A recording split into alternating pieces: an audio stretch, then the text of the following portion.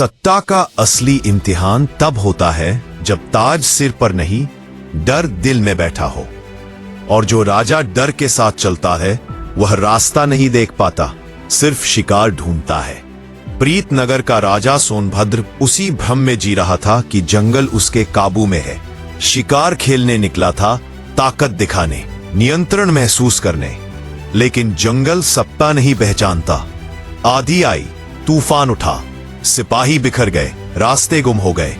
और पहली बार राजा को एहसास हुआ, ताज होने का मतलब सुरक्षित होना नहीं होता। शाम ढलते ढलते डर ठंड की तरह हड्डियों में उतर चुका था।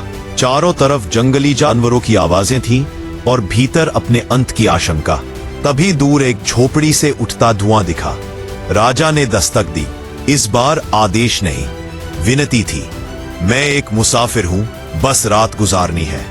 दरवाजा खुला। सामने एक बूढ़ा लकड़हारा और उसकी जवान बेटी।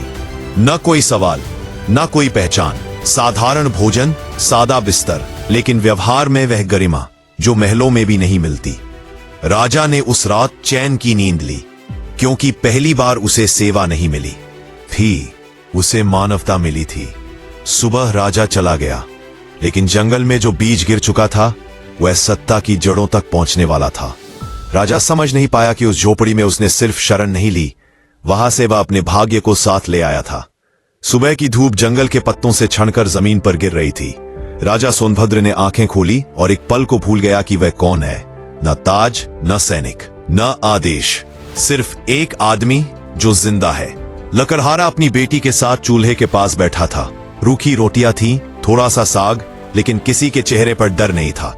राजा ने पहली बार देखा कि बिना सत्ता के भी लोग चैन से जी सकते हैं। यह दृश्य उसके लिए किसी युद्ध से ज्यादा खतरनाक था। खाते समय लकड़हारे ने पूछा नहीं कि वह कौन है, क्योंकि जो सच में मजबूत होता है वह पहचान नहीं पूछता। बेटी ने बस इतना कहा, जंगल में रास्ता खो जाना आम बात है। इंसान तब खोता है जब उसे रास्ता दिखाने वाला कोई न मिले। यह वाक्य राजा के भीतर कहीं गूंज गया। महल में सैकड़ों लोग थे, पर किसी ने कभी उससे ऐसे बात नहीं की थी। वहां हर शब्द में स्वार्थ होता था, यहां हर खामोशी में सम्मान। राजा चला गया। जाते जाते उसने पीछे मुड़कर देखा। वह झोपड़ी अब भी वही थी, गरीब, छोटी, साधारण, लेकिन उसके भीतर जो आत्मसम्मान था वह पूरे राजमहल से भारी था। महल पहुंचते ही राजा फिर राजा बन गया। आदेश लौट आए, सैनिक लौट आए, लेकिन उस रात की सादगी उसके मन से नहीं गई। पहली बार उसने देखा था, सत्ता डर से चल सकती है, लेकिन सम्मान सच्चाई से मिलता है। और यही से राजा के भीतर एक द्वंद्व शुरू हुआ, जो आगे चलकर उसके सबसे बड़े निर्णय को जन्म देने वाला था। महल लौटते ही राजा सोनभद्र फिर उसी परिचित शोर में घिर गया। मंत्री, सेनापति, सलाहकार सब सिर झुकाए खड़े थे, लेकिन उनकी आंखों में डर था, सच्चाई नहीं। हर शब्द सोच समझकर बोला जा रहा था, ताकि राजा नाराज न हो। जंगल की उस झोपड़ी में मिली खामोशी यहां बनावटी सम्मान में बदल चुकी थी। राजा ने पहली बार महसूस किया कि सत्ता के चारों ओर आवाजें बहुत होती है, लेकिन दिशा बहुत कम। दरबार में पहला प्रस्ताव आया, कर बढ़ाने का। तर्क तैयार था, आंकड़े तैयार थे, और डर फैलाने वाली भविष्यवाणियां भी। राजा ने लगभग हां कह ही दी थी। तभी उसे लकड़हारे की बेटी की आवाज याद आई। इंसान तब खोता है जब उसे रास्ता दिखाने वाला कोई न मिले। उसने अचानक पूछा, अगर कर बढ़ा तो सबसे ज्यादा बोझ किस पर पड़ेगा? दरबार में सन्नाटा छा गया। यह सवाल किसी दस्तावेज में नहीं लिखा था, और ऐसे सवाल सत्ता को असहज कर देते हैं। मंत्री जवाब देने लगे, लेकिन हर जवाब गोल था। कोई गरीब का नाम नहीं ले रहा था, कोई जिम्मेदारी नहीं उठा रहा था। राजा समझ गया, ये लोग समस्या हल नहीं करते, बस उसे टालते हैं। उसने फैसला रोक दिया। यह फैसला छोटा था, लेकिन असर गहरा, क्योंकि सत्ता में सबसे खतरनाक चीज विद्रोह नहीं, सोच का बदलना होता है। उसी शाम खबरें फैलने लगी, राजा नरम पड़ रहा है। कुछ ने इसे कमजोरी समझा, कुछ ने मौके की तरह देखा। राजा खिड़की से बाहर जंगल की दिशा में देखता रहा। वह जानता था, अगर उसने सच्चाई चुनी तो सबसे पहले अपने ही लोग उसके खिलाफ खड़े होंगे, और यही से असली संघर्ष शुरू होने वाला था। राजा सोनभद्र का फैसला दरबार में देर तक गूंजता रहा।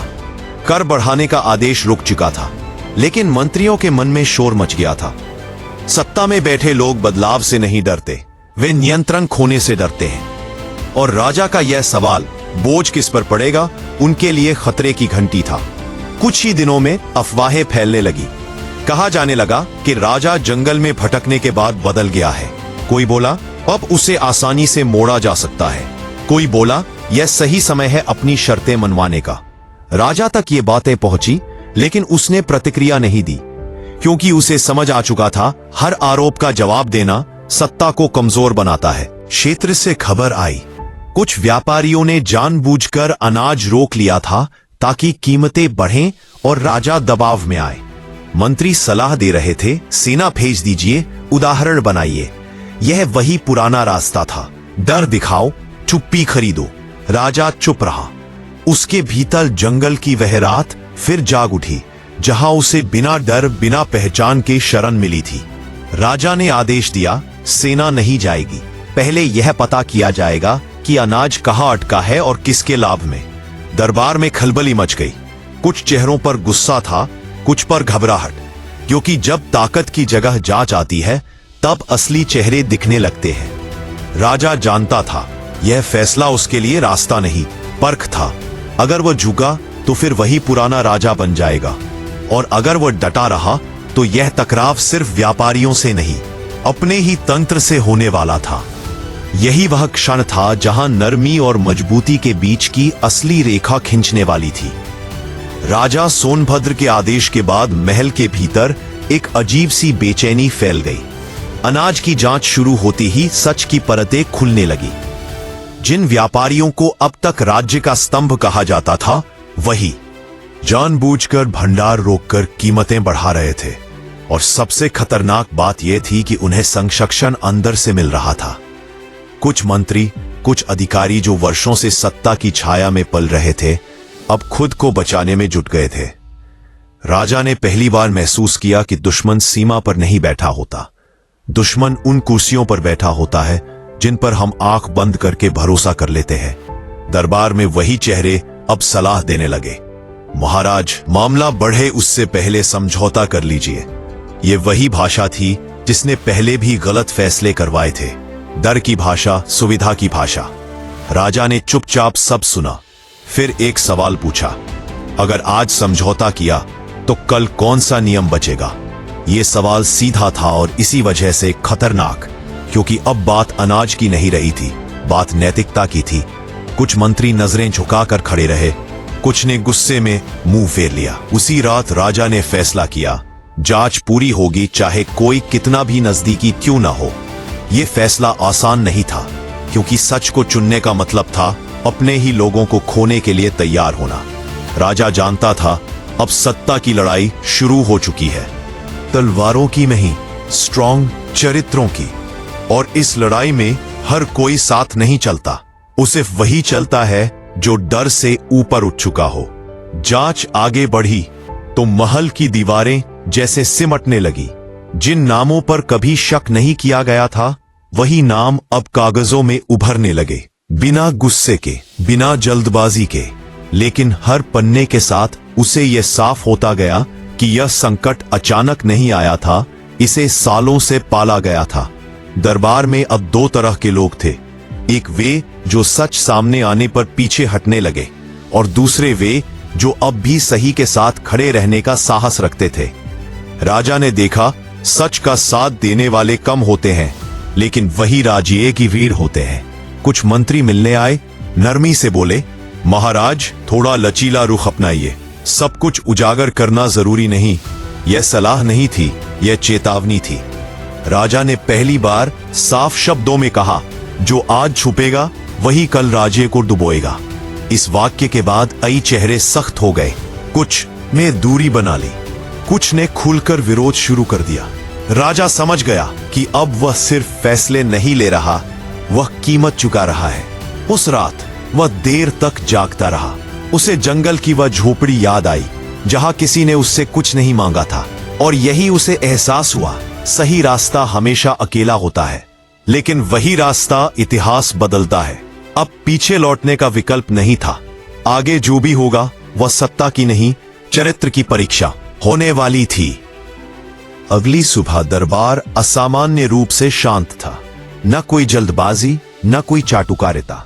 राजा सोनभद्र ने पहली बार दरबार बुलाया था आदेश देने के लिए नहीं, बल्कि सुनने के लिए। यह बदलाव मामूली नहीं था। सत्ता में यह सबसे खतरनाक संकेत होता है, क्योंकि जब राजा सुनने लगता है तब बहुतों की जमीन खिसकने लगती है। राजा ने बिना नाम लिए फैसलों की श्रृंखला रखी। कौन सा निर्णय कब लिया गया, किस दबाव में लिया गया और उसका असर किस पर पड़ा, सब सामने था। कोई आरोप नहीं, कोई गुस्सा नहीं, सिर्फ तथ्य। यही वजह थी कि दरबार बेचैन हो उठा। सच अगर चीख कर बोला जाए तो उसे चुनौती दी जा सकती है, लेकिन अगर शांत स्वर में रखा जाए तो वह सीधा भीतर उतरता है। कुछ मंत्रियों ने तर्क दिए, कुछ ने परंपरा का हवाला दिया। राजा ने सब सुना और फिर एक वाक्य कहा, परंपरा वही ठीक है जो जनता को बोझ न बनाए। इस वाक्य ने साफ कर दिया कि अब फैसले डर या सुविधा से नहीं, असर से होंगे। कुछ चेहरे पीले पड़ गए, क्योंकि उन्हें समझ आ गया था अब पुराने खेल नहीं चलेंगे। राजा ने अंत में कहा, आज से सवाल पूछना अपराध नहीं होगा।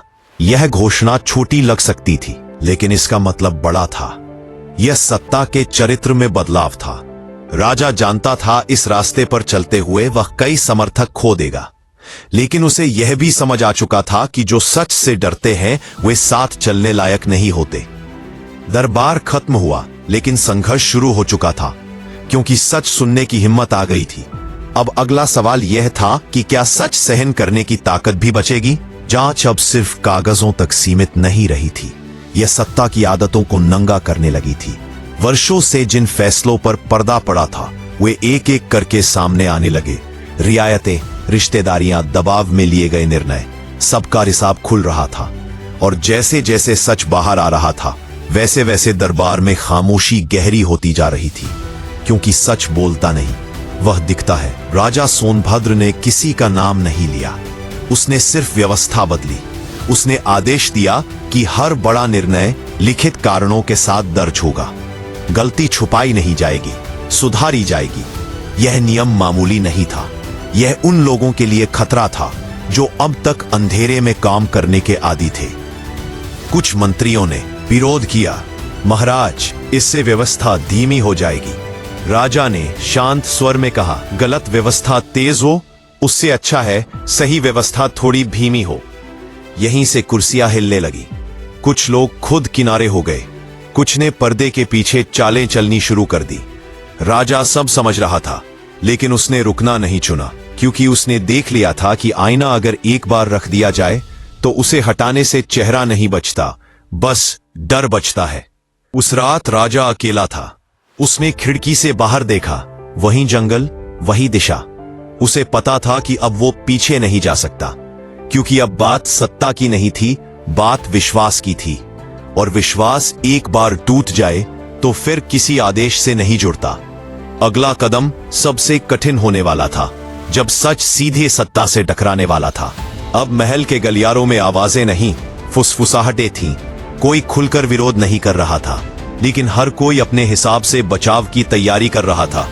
राजा सोनभद्र समझ चुका था, जब सत्ता को सच से खतरा महसूस होता है तब तलवारें नहीं निकलती, चालें चलती हैं। उसी रात उसे सूचना मिली कि कुछ विभावशाली लोग सीमांत क्षेत्रों में असंतोष भड़का रहे हैं, ताकि ध्यान जांच से हट जाए। यह वही पुराना तरीका था, डर पैदा करो, नियंत्रण वापस लो। राजा ने आपात दरबार बुलाया। इस बार स्वर कठोर था, लेकिन निर्णय स्पष्ट। उसने कहा, जो अव्यवस्था फैलाएगा वह चाहे कितना भी बड़ा क्यों ना हो, जवाबदेह होगा। यह वाक्य सुनते ही कई चेहरों का रंग बदल गया, क्योंकि पहली बार संदेश साफ था, अब पद ढाल नहीं रहेगा।